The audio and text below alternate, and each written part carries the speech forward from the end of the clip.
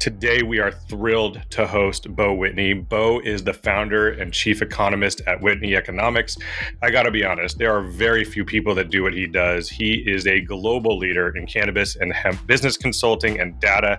His reports are read worldwide. He understands the global cannabis market like no one else because he's one of the only people who is driven by data, research, surveys, etc. Beau, I kind of want to dive right in on some of the most fascinating research that I've really enjoyed now that I'm kind of on the cannabis side. I have a cultivation out here in Arizona, and one of the things that you wrote about in your research was that the decline in U.S. cannabis business profitability from 42% to just 27%.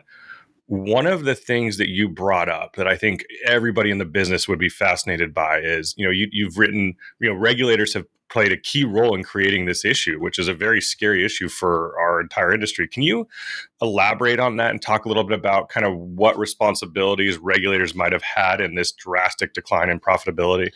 Yeah. So at the beginning of the whole cannabis reform movement in 2014, there wasn't a really good model on how to regulate and how to examine the licensing strategy. And so each state seemingly took a different approach. Some would do limited licenses and some would do unlimited licenses. And very few, well, actually none, looked at the middle ground there. And so a lot of the early regulators looked to balance commercial opportunity with public safety. But as the regulatory environment evolved and a lot of the regulators aged out, then they were replaced by um, um, mid-level managers that were beholden upon the political spectrum, and they were more had a background in public safety. And so when things would get uncomfortable from a regulatory perspective, they would default to public safety. Okay, so that's a little bit of a setup. So there's limited licenses, unlimited licenses. Each one has its strengths and weaknesses. Unlimited licenses, it's great for opportunity for at the beginning. It gets people involved. But what it tends to do is it tends to oversaturate a market. And when it oversaturates a market, that's great for consumers because they have lower prices, but it's not great when your margins are compressed and you're losing money as an operator. On the limited license, on the other hand, it's great for operators because there's a limited amount of supply, and prices remain high, but the amount of legal participation by the consumers slows down. And so it's a trade-off between legal participation, which is a public safety issue, and operator health. And so nobody's really gotten it right. But people got entrenched, regulators got entrenched in it's an either or, and they never use data. So regulators play a key role in the profitability because if you have too many licenses or if you have too much supply, then margins compress and nobody makes any money, and it tends to drum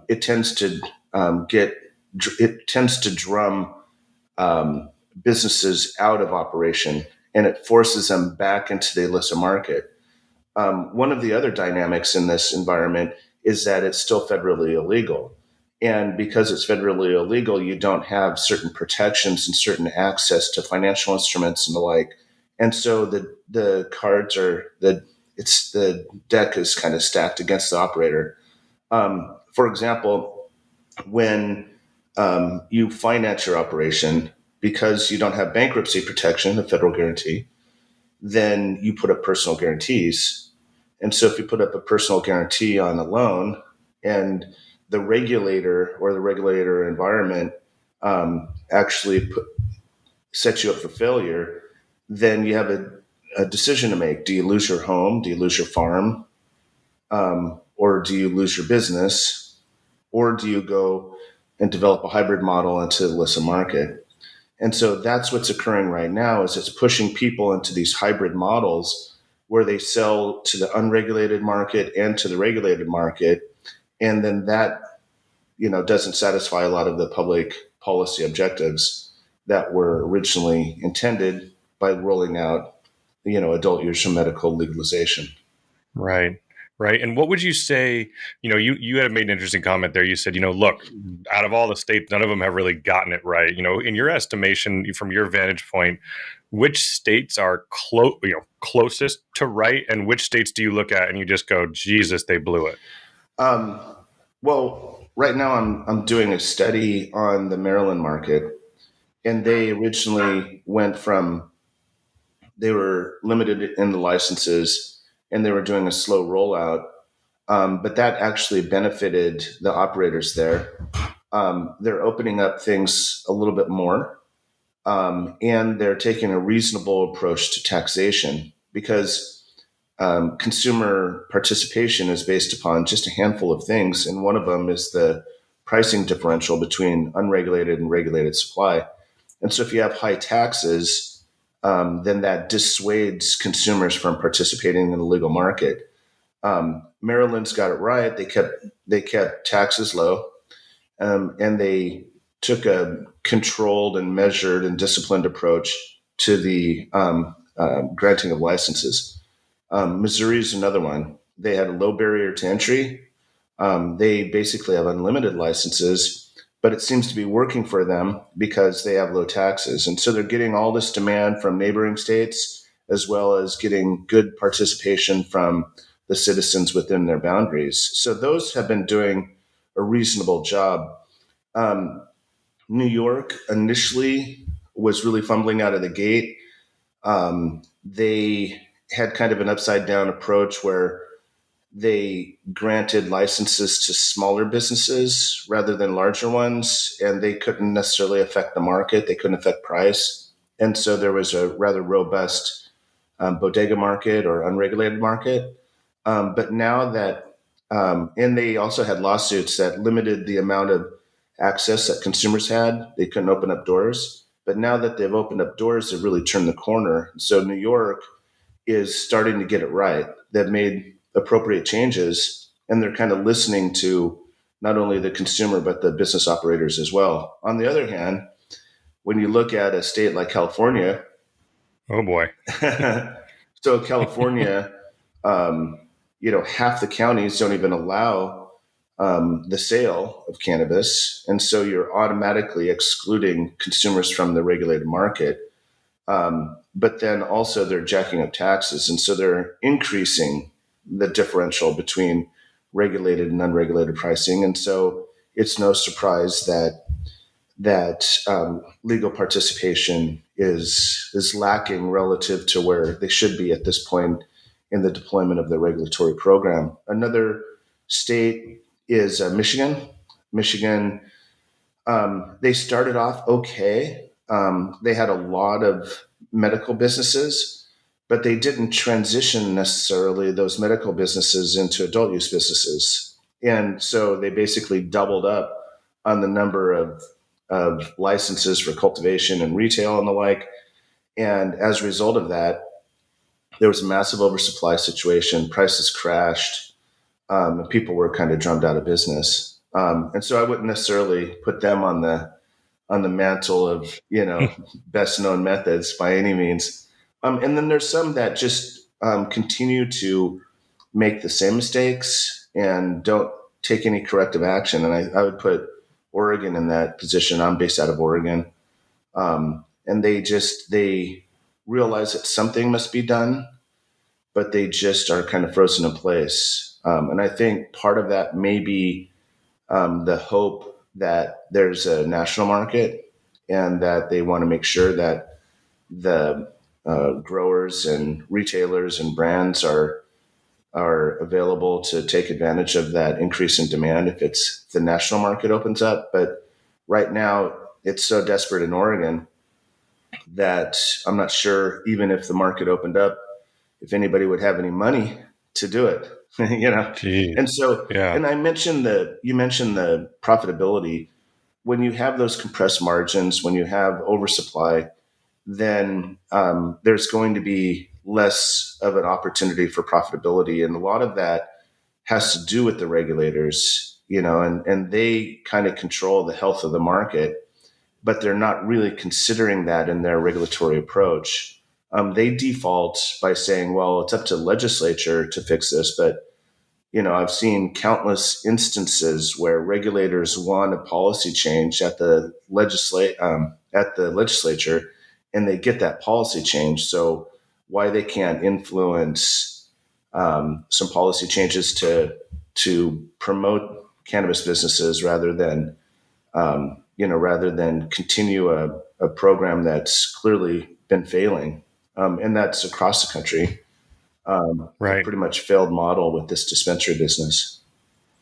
Right. And again, I think one of the things that kind of is mind blowing, Bo, from the seat that I'm in, which again, I'm lucky I get to kind of travel and see the global market, but then also with Colt at the micro level in Arizona, it is wild to me the abundance and the volume of material that's still on the market. And I wonder if you could talk a little bit about that in these markets. Do you think it's something where there's these sunk costs that these vertical MSOs, they just are like, well, we have a license to grow. And again, I'm being specific to Arizona. We should, so we have our own product. But the material, and again, some of it's very lousy material on the market. That volume is just astounding. Yeah, in normal agriculture, if you're talking corn or soy or wheat, if there's bad pricing, then cultivators don't plant, farmers don't plant. But for some reason, cannabis is different in the fact that even if there is bad pricing and oversupply, the operators continue to plant. And so it just makes things go from bad to worse. And it's not just unique in any one state. It's a common trait throughout the entire market. And part of that is because of the lack of protections. And so if they don't plant, they don't have revenue. And if they don't have revenue, then they can't pay for their loans, and they can't pay for their operations, and they can't maintain their licenses. And so it's because of the fact that they have to have some revenue generation that they keep planting. And then it just, like I said, it makes things go from bad to worse in the sense that they just keep on oversupplying and supplying the market. Another issue is that um, if you're not around, if you're not a supplier, you lose your shelf space at the retailer. And the retailer really controls the access to the consumer. And so if you don't have supply, then the retailers aren't buying your stuff. And so they don't know about your brand. And so even when and if the market resets itself, if you're not around, then nobody's going to buy your product. And that just is Right. the death knell to these smaller businesses that, continue to oversupply the market. Yeah. And one of the things that I think is super interesting in your research was I was reading, Bo, that you had written, despite widespread legalization, that, around 70% of, cannabis transactions still occur in the illicit market, right? That is not great for operators like me. I mean, I'm a niche market guy. What Wait, concretely, Bo, what can happen from your perspective that could knock that number, say, from 70% to 35%? What are the things that maybe, or let's not even be that aggressive, let's say 70 to 50%. So half of illegal or illicit market transactions now are make up the totality. What can happen? Well, part of the issue is that there's a dispensary model that limits access to consumers.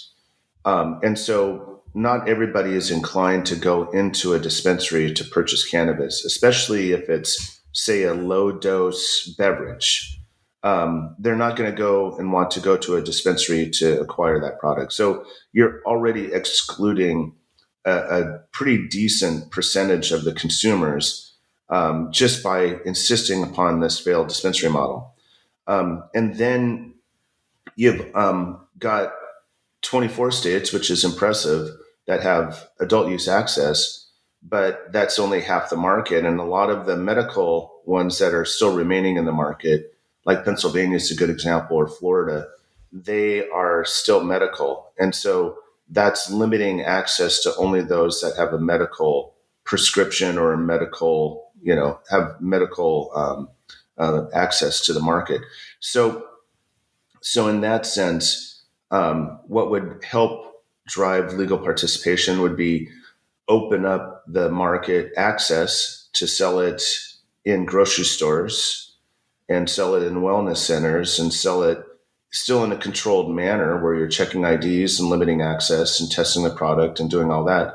But opening up the access, making it easier to acquire the product. That would increase legal participation, but it also give opportunities for smaller businesses at the cultivation level and at the processing and manufacturing level, because there would be more demand. You may not have great prices, but you'd have more demand, and so you could still be profitable even with those lower prices. So increasing access. The other the other issue is converting those states from medical to adult use, and then the other thing is just opening up the demand for interstate commerce. I think if you have interstate commerce, then if you have too much supply in a given region, then you can look at other regions in order to increase your demand,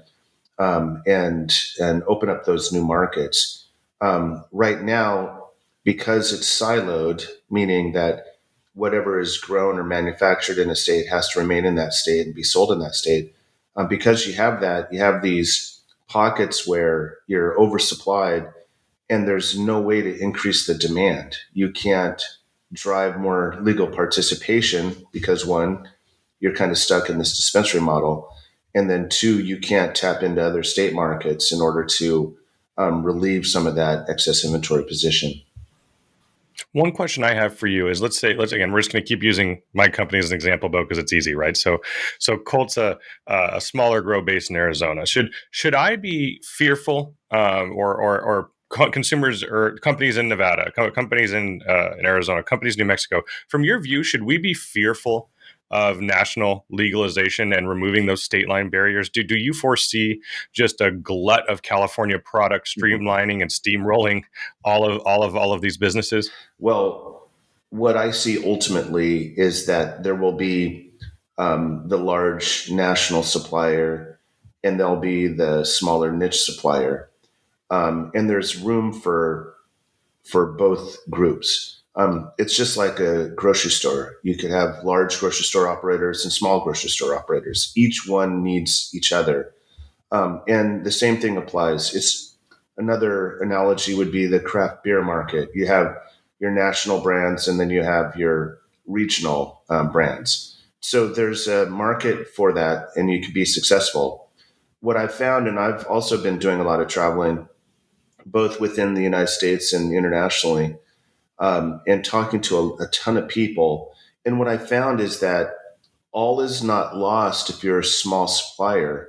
Um, Assuming that you create a community and you create a network of businesses. And if you work together as a network, then you can develop your supply chain, you can develop the relationships, get the outlets, get the shelf space, and do it in a manner where you're insulated from the influences of the larger suppliers.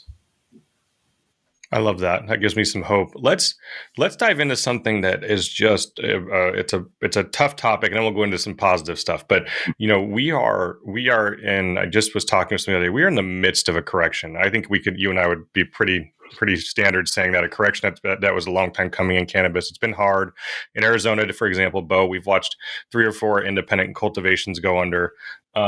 What, from your vantage point, um, how would you describe the correction that the overall cannabis industry is in right now? And do you foresee the end of the road anytime soon, or are we still really traveling along with no real end in sight?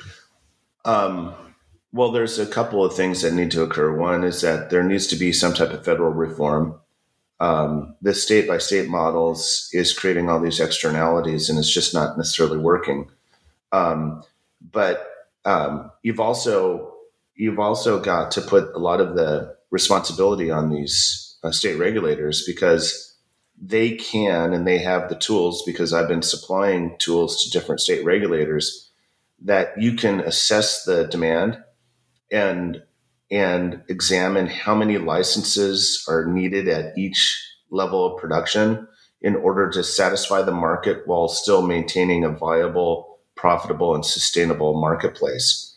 And so right now, very few of the state regulators are even looking at the data in order to assess what is the right level of supply versus demand.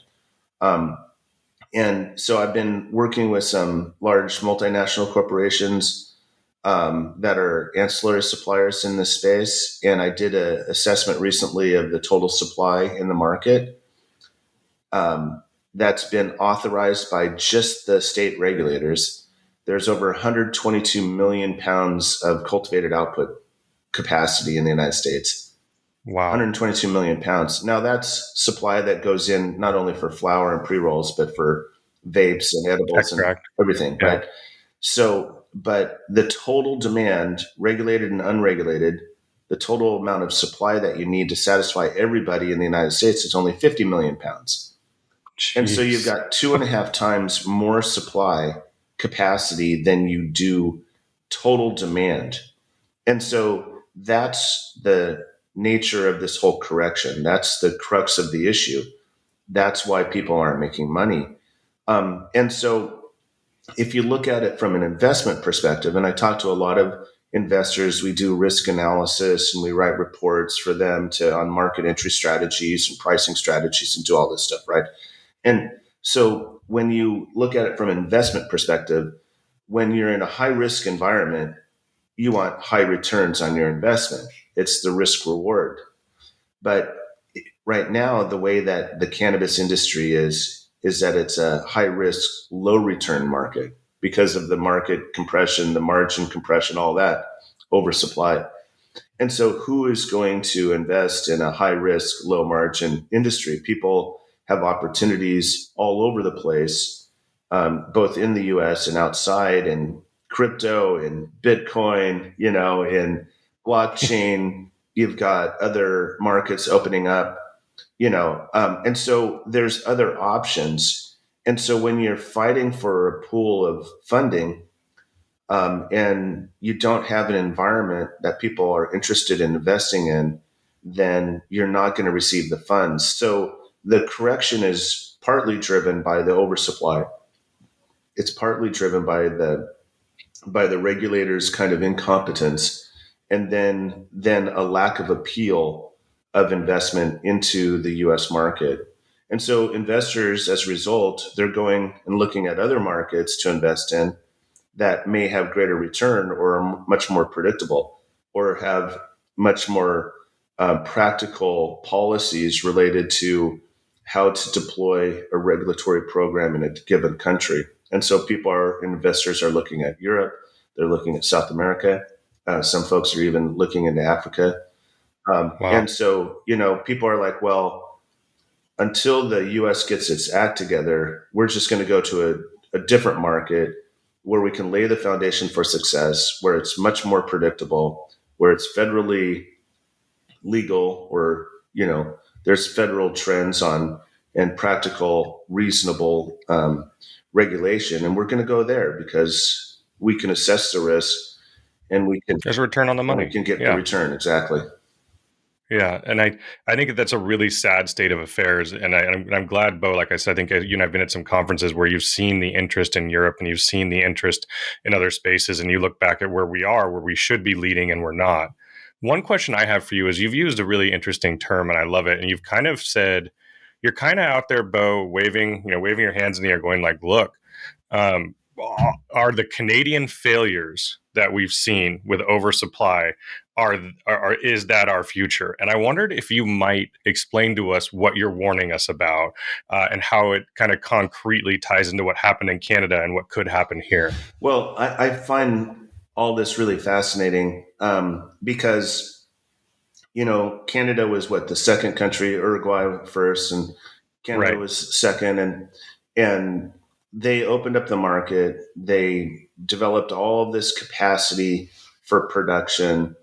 They had installed capacity. People were buying up warehouses and making million square foot grows and stuff. Right. Um, and I think part of the intention was to develop the brands, and then in anticipation of the U.S. market legalizing, then they would be able to flood the market and capture market share. But with the delays in the legalization and at the federal level in the United States, that didn't quite work out so well.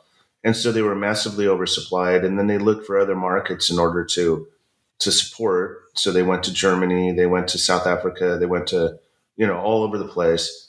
Um, but they just had so much supply that they couldn't really do much about it. They also developed these vertically integrated systems where they would grow, they would process, they would set up retail if they could in the various provinces. Each province was kind of different. So you had that. Well, look at the US. You had multi state operators. What do? They did the exact same thing that the Canadians did. They didn't learn from their mistakes. So they set up these vertically integrated systems in each state, which is hugely expensive. And they got over their skis in terms of their debt, structures and the like. And so the Canadians, toggling back to the Canadians, they had to divest and they had to refinance. And so what's going on right now with the US MSOs? They're divesting and they are refinancing. And so right now, I'm not seeing that they'll have too much refinancing options. There's so much risk out there that somebody will take the money, but it will be at a very expensive cost to the MSOs. So they really didn't learn. So I think they're already there in terms of oversupplying and not having a sustainable model. So, what's the solution? Well, you've started to see hints of this in the Canadian market where they go to a low touch model. They subcontract out their supply, they subcontract out their processing, they develop recipes and brands, and they deploy their brands with the support of these subcontractors. And so you're starting to see that in the US as well. So there'll be a national MSO. They'll contract out growers in various states, and then they contract the processors, and then they share in the revenue and they share in the profit. And I think that's more the sustainable model. Quite frankly, it's kind of like ketchup. The ketchup manufacturers aren't the ones growing the tomatoes. Right. And everybody seems to use that analogy, but it's appropriate in this case because right now you're starting to see the the hunts of the ketchup or the Heinz in the MSO world starting to go and subcontract out their tomato manufacturing. And then, and essentially in this model, Beau, just to wrap it up for people who kind of are familiar with MSOs, in this model, a lot of these MSOs, for example, in Arizona, they're going to own, 3 or 4 actual physical property grows, employees, et cetera. They're going to divest out of all of that, right? And if this comes to pass, they'll just say, screw it. We'll sell all this and we'll just go find some of that excess material that's already here and link it up with our brands. Am I hearing you right on that? Yeah, but eventually the quality will degrade. Right. But in Oregon, I looked at this a year or two ago. Some of the flour that was being sold was 18 months old.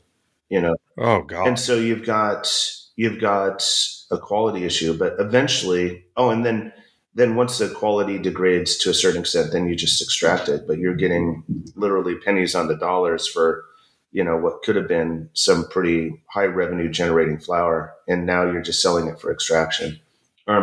So yes, they'll acquire the old inventory, but I think this is part of the right sizing process. And Right. and if you can, one of the things that is a benefit of national legalization is it creates the same rules for everybody, at least an umbrella or a structure of rules, and then the states can manage it the way they want. But it opens up the market, and what opening up the market does is it stabilizes pricing. In the West Coast, prices will most likely go up for their supply. because they'll have a market for it on the East Coast, and on the East Coast they'll have lower prices, but prices will stabilize, and then that will be a more predictable environment for investment. You'll be able to assess the health of your company, whether or not you want to expand. I mean, there's a lot of benefit of that stable pricing, and we're just not seeing that right now. There's different regulatory structures and different maturity levels of these markets, and pricing stability occurs in more, hopefully, in the more mature markets. Um, Right. and so you're going to still see this demand fluctuation unless there's some type of federal structure implemented across the United States. And I guess that kind of puts a bow tie on it. Sorry, but that was because I think one of the number one questions that I got when I told people that I was talking to you was, get Beau's opinion about when this nightmare might end, especially for independent cannabis operators right across the United States. It's so hard right now, and I think what I'm hearing from you is we may. And I don't want to put words in your mouth, but realistically, the really painful moment is still going to happen until there's some kind of change in regulation, legalization. We may, however, maybe there, and again, not putting words in your mouth here, but there may be some comfort as the economic things start to lessen as more and more people, unfortunately, exit the business. Yeah, the I've been in this since 2014, Right. and every year since 2014, full federal legalization is 5 years out. And so, Yep.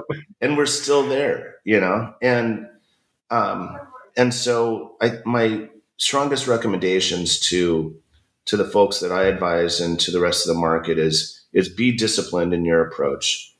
Know your cost structure, work within your lanes, don't get too far extended, and be really disciplined, and be flexible enough though to take advantage of full federal legalization once it occurs, but don't count on it by any means. And I can't stress enough the importance of community, because I've seen a lot of small businesses being highly profitable because they've developed a community, they've developed a network, they've secured demand from retailers if they're a cultivator or a processor. The retailers that are small, mom and pop, they are teaming up with high quality suppliers, and so the smaller operators, smaller retailers are getting known for their quality now. And so there's a model there that you can be quite successful. But I think I would characterize this market as a race to the starting line. Right. A race for the reset, right? A race to see what's going to happen when it happens, which is, again, to your point, 5 years out. Um, I know, and we'll get to this in a second, Beau. I know because of some work you and I've done together that you have an exciting hemp business, but I wondered if you might enlighten us real quick. You've written that you actually are very positive about hemp in terms of and an untapped potential. You've suggested a 350 billion market just based on 10 industrial uses, right? Um, can you explain why you're rosy on that market and what's exciting about it to you? Well, you know, I've looked at the hemp market. I've been doing so since 2017, and I've been parsing out data, going to departments of ag, trying to work with the USDA, although they're not quite there yet, and really getting a feel for the market. And when I really looked at the market, there's tremendous opportunities for fiber and grain and seeds. And but right now, the whole focus on the market is on cannabinoids and intoxicating cannabinoids. And so there's this hysteria going on over the cannabinoid market, which to me is just a niche market relative to the rest of the hemp world. And so, but when you look at fibers for automobile parts, yes, hemp is in automobiles. 20% of Mercedes and BMW car parts are made from hemp. 20%. I had no idea. And then you've got plastics, you've got And then on the grain side, you've got animal feed and human feed. These are very, very large markets, and there's already a presence for hemp in those markets. It's just more a matter of developing the infrastructure and then growing the market and then replacing some of the traditional suppliers with hemp suppliers. And it's quite doable. The proof of concept has been proven time and time and time again. So I'm very bullish. Maybe not so much on the intoxicating side, Right. but definitely on the fiber and grain side. Now, that's not to disparage the cannabinoid side of things. When I did a survey of 40,000 businesses across the United States, um, I determined that conservatively it was a $28 billion market. And this kind of blew people away. Originally, people were looking at the output from Charlotte's Web, and then applying a certain level of consumption to consumers across the United States, and they were coming up with like a $2 billion market. And so when I came out with my $28 billion handle, people were like, "No way, we don't Whoa. believe you." And so I'm always very open about my methodology, and people were like, "Huh, actually, yeah, that makes sense now." And so I was really kind of reluctant about getting into examining the cannabinoid market, but the more I do, the more fascinating it gets. Now, there initially wasn't much of an intersection between the marijuana market and the hemp market. Um, and so I was somewhat dismissive of that, the competition, and the concerns of the higher THC cannabis operators.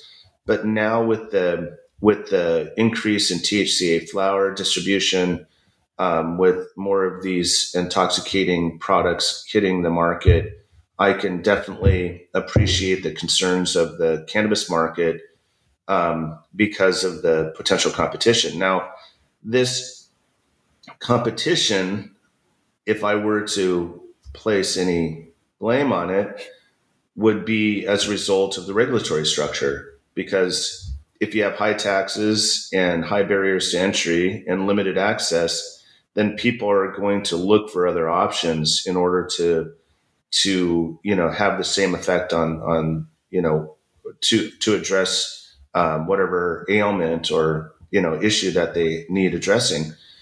Find that And loophole. and with lower prices and greater access, then people are certainly going to purchase hemp intoxicating products. And so there's a substitution effect. And because consumers are extremely price sensitive, regulators and legislators can price the consumer out of the market. And by default, they'll either push them into another state market, they'll push them into the illicit market, or push them over towards hemp. So the whole state by state interventions that are occurring at the legislative level, these are not going to be effective, in my opinion, because the states are trying to address an issue that can only be solved at the federal level.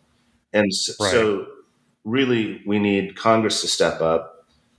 We don't need entire bans. We need reasonable approaches. And I think the higher THC adult use and medical market can learn a lot from the distribution models that hemp has already created, because this is how you get legal participation.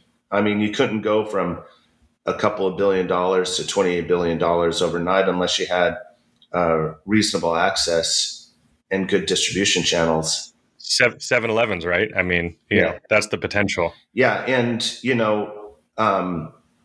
there's all this discussion about access to by the youth of these intoxicating hemp products. But I've actually submitted a public records request to the Arizona Attorney General because she's been stepping up enforcement against hemp operators. And I was like, okay, how many of these have had violations? How many of them don't check IDs? What is your compliance rate?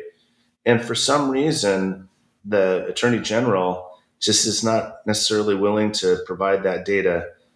I wonder, Bo. I wonder what's in that data. But I looked at some Washington compliance data, and cannabis operators do a very good job, 95, 97% compliance. But when you talk about alcohol, it's in the 70s, checking IDs. If you look at tobacco, it's higher, 83 to 85, and vapes are about the same thing. So, I think if there were a public safety issue, there needs to be greater enforcement on the alcohol side, more so than on the intoxicating hemp side or on the cannabis side. So, Right. and but right now there's just no data. There's a lot of emotion and a lot of claims, but no data to back it up right. And it doesn't mean that youth access is not happening. It certainly is. But we need the data to make sound policies, because policymakers may tend to overcorrect on this. And, I think their intentions are good, but they're just doing it. They're taking a sledgehammer to a problem that really needs kind of a scalpel in order to Right. address. Bo, you mentioned a little bit of this earlier, but it really speaks to kind of our audience here. I wondered if you could circle back. You have such a unique vantage point about operators across the United States. If you are an operator, particularly in cultivation, and let's say they came to you and said, "Bo, we've read your research. We know we've got a hard correction. We've got a hard time.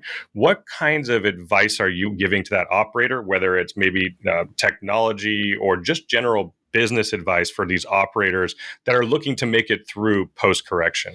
Well, what I would suggest is that I've got some data, so call me up. I've got data, right?